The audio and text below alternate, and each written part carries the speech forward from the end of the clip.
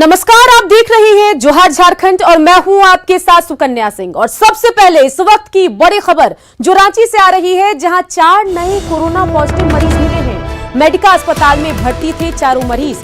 झारखंड में इसी के साथ कोरोना मरीजों की संख्या बढ़कर 462 हो गई है, यानी 500 के आंकड़े से सिर्फ 38 मरीज दूर है अभी झारखंड। और इसी से समझा जा सकता है कि कोरोना कितनी तेजी से झारखंड में पांव पसार रहा है। तो रांची में 4 नए कोरोना पॉजिटिव मरीज मिले हैं।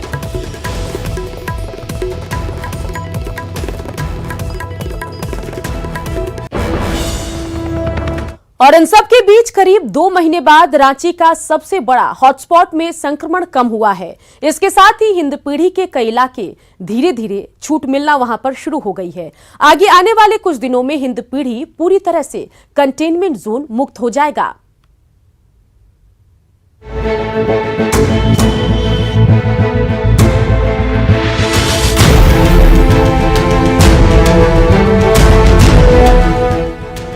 कोरोना से जंग जीतने पर प्रशासन ने हिंदपीढ़ी के कंटेनमेंट जोन को छोटा करना शुरू कर दिया है। हालांकि कंटेनमेंट जोन से बाहर आने वाले इलाकों को फिलहाल बफर जोन में रखा गया है, लेकिन यहां अभी सभी आवश्यक वस्तुओं की दुकानें खुलने लगी है। रांची के अन्य इलाकों की तरह यहां सुविधाएं भी बहाल हो चुकी है। जो इलाके अभी भी कंटेनमेंट जोन में हैं, वहां आज से ही मेडिकल सर्वे का काम शुरू कर दिया गया है। अगर इस मेडिकल सर्वे में कोई केस नहीं मिलता तो उन इलाकों को भी कंटेनमेंट जोन से बाहर करने का फैसला प्रशासन ले सकती है।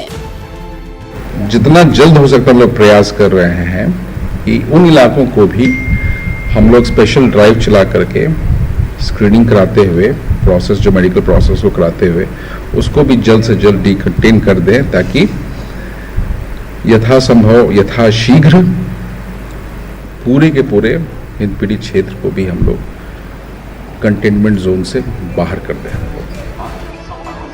तो उन इलाकों को भी कंटेनमेंट जोन से बाहर करने का फैसला प्रशासन ले सकती है। इधर कल हिंदपीढ़ी में हुए विवाद और पहले हुई पत्थरबाजी की घटनाओं पर हिंदपीढ़ी प्रभारी सर ट्रैफिक एसपी ने भी सफाई दी। ट्रैफिक एसपी का कहना है कि किसी भी एरिया को लंबे समय तक नजरबंद करने से इस तरह की समस्या आना लाजमी है। किसी भी परिस्थिति में ये जायज बात है ही कि कोई भी आदमी को बहुत लंबा समय तक घेराबंदी करके रखना एक अपने आप में बहुत बड़ा चैलेंज है। और इससे टैक्टिकल और लॉजिस्टिक्स दिक्कतें भी आती हैं, जो कुछ हाल के दिनों में भीड़ में उबाल आया था। बहरहाल हिंदपीढ़ी में अभी मामला नियंत्रण में है। अगर सब कुछ नियंत्रण में रहा तो जल्द ही हिंदपीढ़ी वासियों को कंटेनमेंट जोन की सख्तियों से रिहाई मिल सकती है। ओम प्रकाश, न्यूज़ 18, रांची। कोरोना जैसी वैश्विक महामारी से बचाव और फैलाव के लिए सोशल डिस्टेंसिंग एक बहुत ही जरूरी उपाय है, लेकिन प्रवासी मजदूरों के आगमन के साथ ही कोरोना बंदी के 3 चरण पूरे होने के बाद लोग थोड़े ज्यादा लापरवाह नजर आ रहे हैं। वहीं प्रशासनिक अमला भी लगातार 3 माह से काम करके थका हुआ दिख रहा है। ये तस्वीर देखिए जो गोड्डा की है। यहाँ एक बस में 70 से 75 लोग सफर कर रहे हैं। वहीं जो लाइन लगी है उसमें कैसे लोग एक दूसरे से चिपक कर खड़े हैं। वहीं दूसरी तरफ मैट्रिक इंटर परीक्षा की जांच कर रहे शिक्षक भी सोशल डिस्टेंसिंग की धज्जियां उड़ाते नजर आ रहे हैं।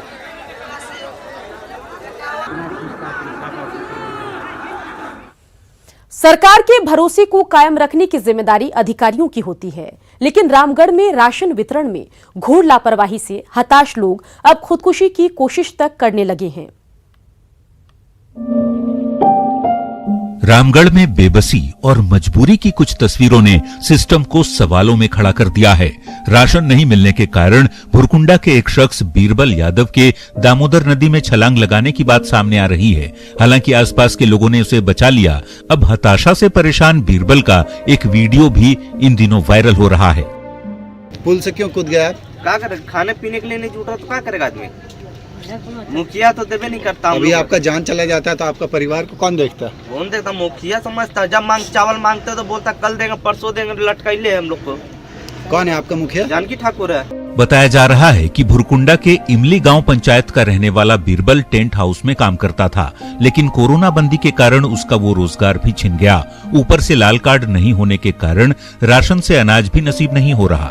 तो वहीं गांव के ही एक अन्य दिव्यांग ने भी राशन अनाज नहीं मिलने की शिकायत की है। अभी कुछ नहीं मिला है सरकार तरफ से। अगर कोई समस्या संज्ञान में आती है तो हम लोग त्वरित इस पर कार्रवाई करेंगे। हालांकि इस तरह की कहीं कोई समस्या नहीं है, सारे लोगों को नियमित रूप से खाद्यान्न मिल रहा है। मार्केटिंग अफसर सरकारी बोली बोलने की बजाय अगर जरूरतमंद परिवारों के घर झांक आएं तो उन्हें अपनी कथनी और करनी का फर्क शायद समझ में आ जाए। इसके पहले भी रामगढ़ के सिरका अरगड्डा में एक परिवार ने अपनी एस्बेस्टस छत बेचकर अपनी भूख मिटाई थी। ऐसे तमाम मामले सरकार के उन दावों की हकीकत बयां करते हैं जिनमें कोरोना बंदी के दौरान हर जरूरतमंद परिवार को राशन से अनाज देने का वादा किया गया था, चाहे उनके पास राशन कार्ड हो या ना हो। लेकिन हकीकत अब सबके सामने है। न्यूज़ 18 के लिए रामगढ़ से जयंत की रिपोर्ट। झारखंड की सरकार विकास का दावा करती है, लेकिन दुमका के जरमुंडी से जो तस्वीर सामने आई है वो सरकार पर सवाल खड़े करती है। ये तस्वीर 27 मई की है, जहां गांव में सड़क नहीं होने की वजह से प्रसव पीड़ा से तड़पती महिला को खाट के सहारे मुख्य सड़क तक लाया गया। इस गांव में सड़क की मांग के लिए ग्रामीण कई बार गुहार लगा चुके हैं, लेकिन किसी ने इस पूरे मामले पर सुनवाई नहीं की। ग्राम धबरना भोड़ाबाद पंचायत जरमुंडी प्रखंड के अंतर्गत हम लोग झारखंड दुमका जिला के रहने वाले हैं। यहाँ कोई रोड है ना कोई आने जाने का रास्ता है। सरकार के द्वारा हम लोग को तो कोई सुविधा दिया गया कुछ नहीं है। हम लोग प्रयास कर रहे हैं कि हम लोग को रोड दे। घाटशिला के मुसाबनी सुरदा माइंस और मुसाबनी प्लांट के 1500 मजदूरों को कंपनी ने काम से निकाल दिया है, क्योंकि उसके माइंस के लीज का नवीकरण नहीं हुआ। 31 मार्च से ये मजदूर घर बैठे हैं। अब इनके सामने अपने भुखमरी की समस्या खड़ी हो गई है। इन मजदूरों को 2 महीने का वेतन भी नहीं मिला। वहीं HCL प्रबंधन भी इसकी सुध नहीं ले रहा। हम आयरल में काम करते हैं। मेरा बहुत प्रोसेस खराब हो गए हैं कि इसलिए कि पैसा नहीं है हाथ में। अचानक कंपनी भी ऐसा लॉकडाउन में बंद कर दिए, तो हम क्या करेंगे। अभी परेशानी है कि 2 महीने से बंद है और बच्चा का ट्यूशन के लिए पैसा भी तो लगता है, वो तो हम लोग दे नहीं पा रहे हैं। झारखंड समेत पूरे देश में कोरोना का संकट बढ़ता जा रहा है। ऐसे में 6 जुलाई से शुरू होने वाली विश्व प्रसिद्ध श्रावणी मेले पर संशय बना हुआ है। देवघर में हर साल सावन के महीने में श्रावणी मेले का आयोजन होता है, जिसमें देश विदेश से लाखों की संख्या में श्रद्धालु कांवर लेकर पहुंचते हैं। लेकिन इस बार कोरोना महामारी के चलते पूरे देश के धार्मिक स्थल बंद हैं। ऐसे में मेले के आयोजन पर भी संशय बना हुआ है। पूरे संथाल परगना के लिए श्रावणी मेला केवल एक सालाना धार्मिक आयोजन ही नहीं, बल्कि यह मेला यहाँ की अर्थव्यवस्था की रीढ़ मानी जाती है। यहाँ पर जो है टोटल अर्थव्यवस्था संथाल परगना का वो डिपेंड है बाबा बैजनाथ के मंदिर पर। सारा यह बाबा बैजनाथ धाम मेला के ऊपर सब निर्भर है, आश्रित है। यहाँ कहा जाता है कि 1 महीना का कमाई लोग यहाँ के हर वर्ग, दुकानदार हो या जो हो, ब्राह्मण हो, साल भर खाता है। तो अभी तक तो आर्थिक क्षति होते जा रहा है, और इस बार भी यदि मेला नहीं लगे तो ये आर्थिक मार सबसे बड़ा मार पड़ेगा। देवघर में श्रावणी मेले के आयोजन का निर्णय श्राइन बोर्ड की ओर से लिया जाता है, जिसके अध्यक्ष मुख्यमंत्री होते हैं। जिला प्रशासन की ओर से प्रस्ताव सरकार को भेजा गया है। हालांकि श्राइन बोर्ड भी मेले के आयोजन को लेकर गृह मंत्रालय के निर्देशों का इंतजार कर रहा है। श्रावणी मेला से संबंधित अभी तक कोई क्लैरिटी नहीं है। हम लोगों ने जो एक मॉक ड्रिल किया था और हम लोगों का जो प्रस्ताव था, हम लोगों ने माननीय आयुक्त संथाल के माध्यम से और उसको हम लोगों ने राज्य सरकार को भेजा है। और जो श्राइन बोर्ड है, जिसके अध्यक्ष हमारे माननीय मुख्यमंत्री होते हैं, उनके द्वारा ही ये श्राइन बोर्ड निर्णय लेगी कि श्रावणी मेला को इस बार किस तरह से कराना है, अगर होता है तो। पिछले 24 मार्च से लगातार मंदिर बंद रहने से अन्य लोगों के साथ मंदिर प्रबंधन को भी भारी आर्थिक नुकसान उठाना पड़ रहा है। लेकिन कोरोना जैसी वैश्विक महामारी के संक्रमण के जोखिम को देखते हुए सरकारें फूंक फूंक कर कदम उठाने को मजबूर हैं। न्यूज 18 के लिए देवघर से ऋतुराज सिन्हा की रिपोर्ट। लॉकडाउन में बच्चों की पढ़ाई के लिए झारखंड शिक्षा परियोजना परिषद ने डिजी 7 कार्यक्रम की शुरुआत की, लेकिन दुमका के शिक्षकों ने बच्चों को पढ़ाई को लेकर अनूठी पहल की है। जहां चाह वहीं राह, इस कथन को सिद्ध किया है दुमका के इन शिक्षकों ने। इनके अनूठे पहल की वजह से ही आज इस विषम परिस्थिति में दुमका के सुदूरवर्ती इलाके में रह रहे बच्चे किताब का 2 अक्षर पढ़ पा रहे हैं। कोरोना संकट के कारण महीनों से सरकारी विद्यालय बंद है। छात्रों की पढ़ाई बाधित होता देख झारखंड शिक्षा परियोजना परिषद ने डीजी के साथ कार्यक्रम की शुरुआत की। इसके तहत शिक्षक और अभिभावक का व्हाट्सएप ग्रुप बनाया गया, जिसमें खिजूरी गांव के उत्क्रमिक मध्य विद्यालय बनकाठी के 246 छात्र नामांकित हैं, लेकिन इनमें मात्र 42 बच्चे ही हैं जिनके घर में एंड्रॉइड फोन है। एंड्रॉइड फोन न होने के कारण कई बच्चे कोरोना काल में पढ़ाई से वंचित रह जा रहे थे। इसे देखते हुए इसी विद्यालय के शिक्षकों ने सभी बच्चों को एक साथ पेड़ के छांव के नीचे बुलाकर सोशल डिस्टेंसिंग का पालन करते हुए लाउड स्पीकर के माध्यम से पढ़ाने की ठानी। अब सभी छात्र यहीं पढ़ाई करने पहुंच रहे हैं। वहीं छात्रों को भी पढ़ाई का यह तरीका बहुत भारा है। घर में ही पढ़ाई कर रहे हैं सर, मतलब यहाँ पे मतलब लगा दिए हैं बॉक्स, तो जितना हम लोग का यहाँ पढ़ाई का बच्चा है सब मतलब अलग अलग ग्रुप करके बैठे हुए हैं पढ़ने के लिए। अब तो हम लोग के पास किसी के पास तो उतना मोबाइल थोड़े ना है जो हम लोग मतलब ये कर सकेंगे, तो ये पढ़ के यहाँ पे लिख के मतलब सर को व्हाट्सएप में भेज देते हैं। हम लोगों ने ये सोच डेवलप किया कि क्यों नहीं किसी टोले में जाकर हम लोग स्कूल का माइक अपना लगा दें और एक जगह पर लगाने के बाद बच्चे अपने घरों में ही रहें और पेड़ के नीचे रहें, जहाँ जहाँ तक सुनाई दे उनको जो कंटेंट आए उसको सुन करके वो पढ़ें और अच्छी पढ़ाई पढ़ें, ताकि जो पढ़ चुके हैं उसको भूलें नहीं। बेशक ही बनकाठी के शिक्षकों की ओर से शुरू की गई यह अनूठी पहल वैसे लोगों के लिए प्रेरणा स्रोत है जो सीमित संसाधनों का हवाला देकर अपनी जिम्मेदारी से भागते हैं। दुमका से पंचम झा की रिपोर्ट। कोरोना काल की ज्यादातर तस्वीरें हैरान और परेशान करने वाली होती है, लेकिन इन्हीं तस्वीरों में कुछ ऐसी भी होती है जो लोगों में एक हौसला और कुछ नया करने का जज्बा भरती है। देखिए पलामू से ये रिपोर्ट। मेहनत और परिश्रम का निवास जहां भी होता है, वहां की तकदीर का कायाकल्प निश्चित ही होता है। इसी की बानगी है पलामू के मोहम्मदगंज प्रखंड के उत्तर कोयल परियोजना स्कूल। दरअसल पलामू लौटने वाली कई प्रवासी मजदूरों को क्वारंटाइन कर इसी स्कूल में रखा गया था, लेकिन जब मजदूरों ने इस स्कूल की जर्जर हालत को देखा तो 14 दिनों में इसकी सूरत को ही बदल दिया।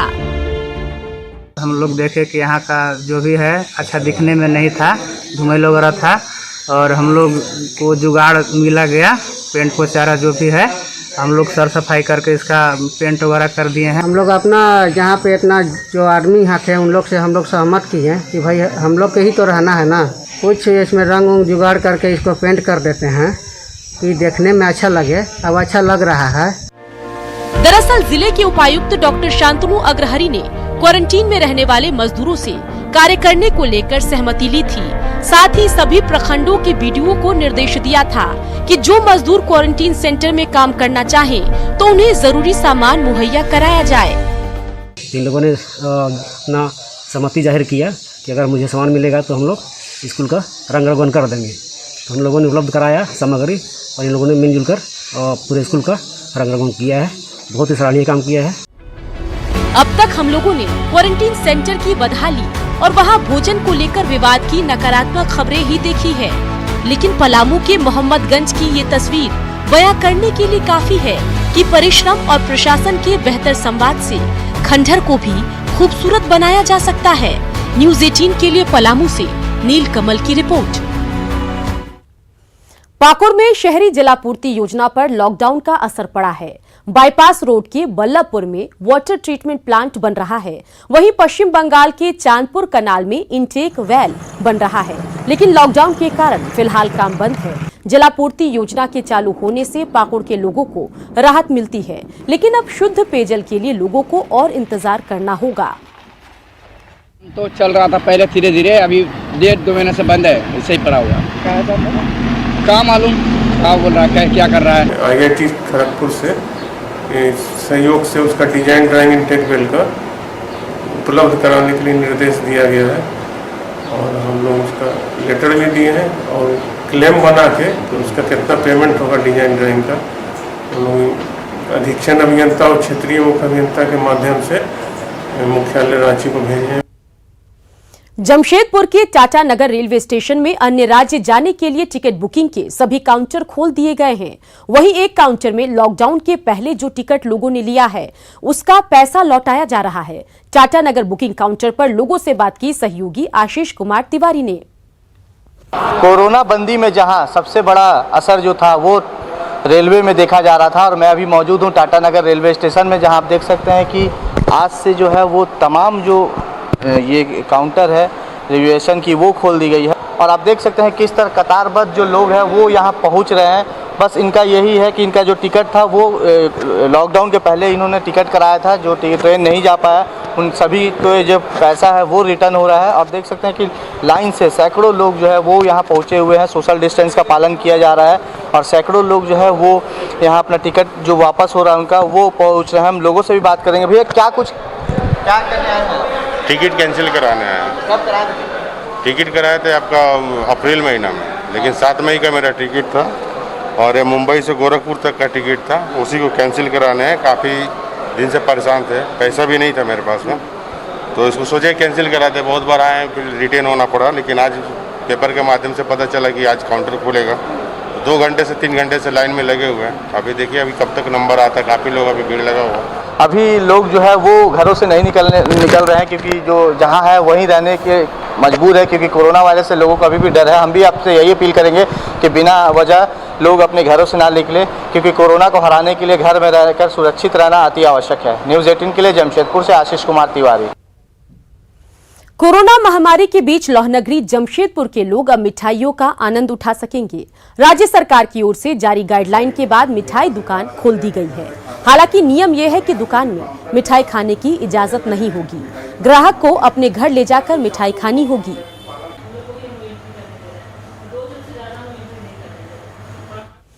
प्लेन से प्रवासी श्रमिकों के रांची पहुंचने पर राजनीति शुरू हो गई है। बीजेपी ने सरकार पर कटाक्ष करते हुए कहा है कि ये छात्रों का प्रयास है, न कि सरकार का। वहीं जेएमएम का कहना है कि उनकी सरकार मजदूरों की हितैषी है और उनके लिए हमेशा आगे भी काम करती रहेगी।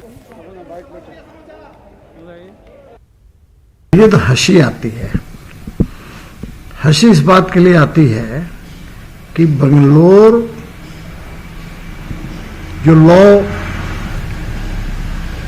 संस्थान है उसके पूर्ववर्ती छात्रों ने आपस में चंदा करके और एयर एशिया के प्लेन को बुक कराकर और 180 को भेजने का काम किया।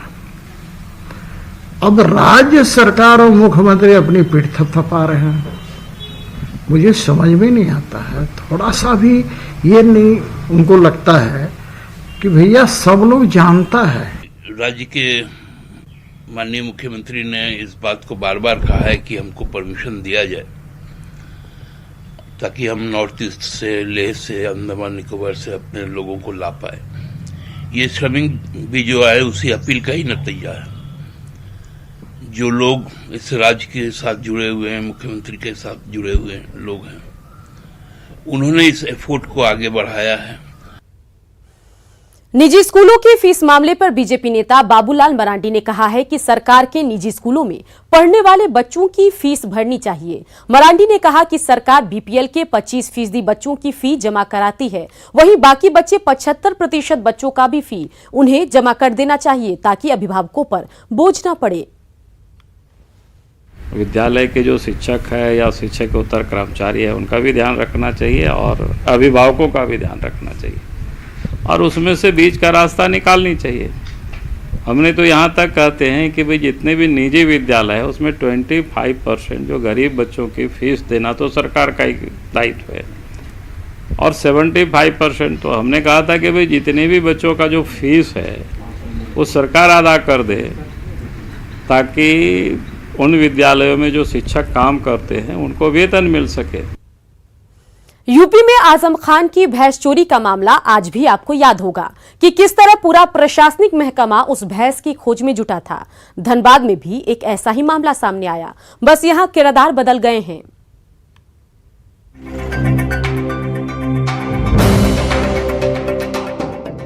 धनबाद की निरसा पुलिस इन दिनों एक उलझे केस को सुलझाने में जी जान से जुटी है। हाल ये कि दिन भर पुलिस की जीप इसके लिए निरसा की गलियों और मोहल्लों की खाक छान रही है।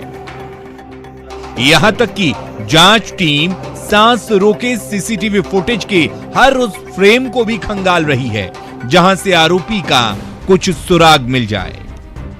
यहाँ सीसीटीवी कैमरा को चेक किया गया। सीसीटीवी कैमरा में 9:02 में इसी रास्ता से वो खस्सी लेके भागा है, पूरा स्पष्ट नजर आया। जी हां, धनबाद की निरसा पुलिस की ये तमाम मशक्कत उस चोर की तलाश को लेकर है जिसने धनबाद जिला परिषद के अध्यक्ष रोबिन चंद्र गोराई के बड़े भाई का बकरा चुरा लिया है। राहत की बात यह है कि सीसीटीवी फुटेज से बकरा चुराने वाले का पता भी चल गया है। मेरे बड़े भाई सतीश गोराई, उनका एक खस्सी था करीब 25 से 30 किलो काला रंग का, जो कि अब अनजान व्यक्ति है, लेकिन गाड़ी का नंबर सब लोग रोक के टोका है। गोपीनाथपुर मोड़ में गाड़ी का नंबर लिया। इलाके की जनता निरसा पुलिस की इस फुर्ती को देख हैरान और परेशान है, क्योंकि इससे पहले अपराध और संगीन वारदातों में भी पुलिस का ये सीआईडी अंदाज देखने को नहीं मिला था। लोगों को उम्मीद है कि इस बड़े केस को सुलझाने के बाद निरसा पुलिस को शाबाशी जरूर मिलेगी। न्यूज़ 18 के लिए धनबाद से दिलीप की रिपोर्ट। धनबाद में न्यूज़ 18 की खबर का बड़ा असर हुआ है। न्यूज़ 18 की मुहिम के बाद अब एसबीआई ने अपना जोनल ऑफिस शिफ्ट नहीं करने का फैसला किया। दरअसल ये जोनल ऑफिस देवघर शिफ्ट होना था, जिससे स्थानीय व्यवसायियों में काफी आक्रोश था। व्यवसायियों ने बैंक में जमा अपने एफडी को फ्रीज करने की बात कही, जिसके बाद बैंक को उनकी बात माननी पड़ी।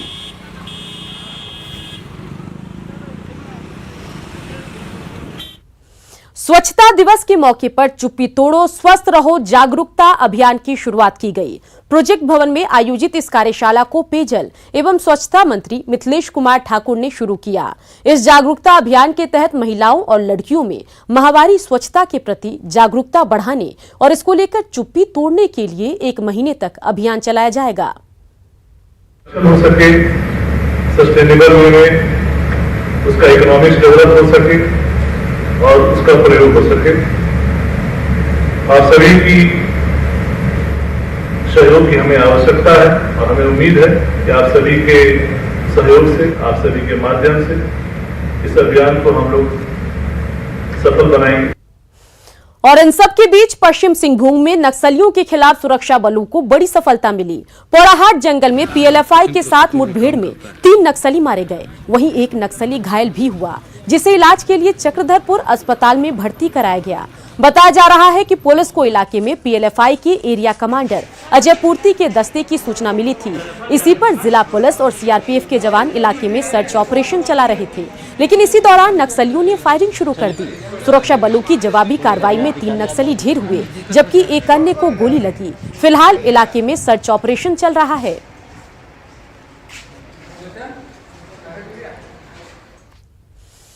देखते रहिए न्यूज़ 18 बिहार झारखंड, क्योंकि लगातार चलता रहेगा खबरों का सफर।